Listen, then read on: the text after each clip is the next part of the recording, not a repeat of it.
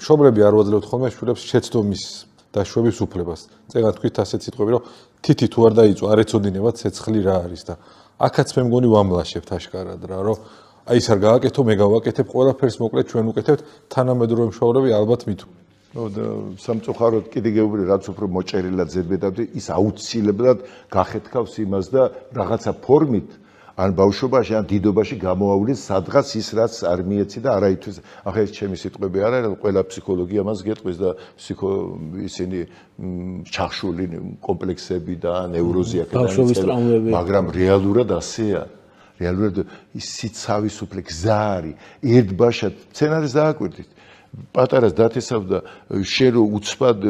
როგორ გამოატანირებ მაგას ნაყოფს ხელი უნდა შეუწყო და ნელ-ნელა კვირტია ჯერ მე მყვახენაღო ერთბაშად არ დაამწიფო ნუ გახდი ბავს ერთბასთან პატიოსთან ზოგი ტრაბახო ჩემი შვილი ჭკვიანია ისიც ბიჭ ბავს კითხეთ ერთი და მე რამდენიმე წრეში ერთდროულად ბავშვს არავინ არ ეკითხება რაღაცნაირად მშობელი იცი რა მშობელის ფსიქოლოგია რა მესმის მშობლები რასაც თვითონ უგზავნავდა ვერ მიაღწია რაღაცეებს ვერ მიაღწია რაღაცის გამანყარებიო თუ უნდა რომ თავის შვილს მაგრამ შვილს ხო თავისი პროგრამა აქვს რაღაცა თავისი ის აქვს მიმართულება და მაგას რომ დატვირთავ ყველაფერი მუსიკა სპორტი ინგლისური მათემატიკა და თავის ბავშვობა არჩება ადგილი ბავშვობა გაალა თავისთავად